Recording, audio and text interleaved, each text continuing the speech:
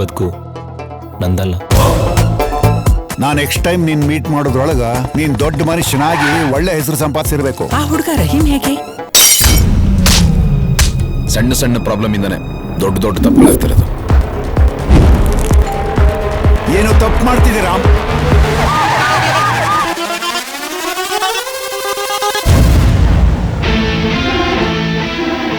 ಹುಡ್ಗಿರಿಂದ ಸುತ್ತಾಡೋದೆ ಅವ್ನ್ ಒಂಥರ time pass ಆಗಿತ್ತು. ನಾವಿಬ್ರು ಮಾತಾಡಿರೋದು ಕೃಷಿ ಗೊತ್ತಾಗದ್ ಬೇಡ. ಏನಾ ಫೀಲ್ಡ್ ಮಾಡ್ತೇನಾ ಮಗನೇ? ಚೆನ್ನಾಗಿರಲ್ಲ. ಹೇಳ್ದಂಗೆ ಹುಡುಗರು ಬಿಟ್ಟು ಓಡಿಸ್ಬಿಟ್ಟಿಯಲ್ಲ. ನಿಮ್ಮ ಮಗ ಸಿಗೋವರೆಗೂ ಈ ಕೇಸ್ನ ಕ್ಲೋಸ್ ಮಾಡಕ್ಕಾಗಲ್ಲ.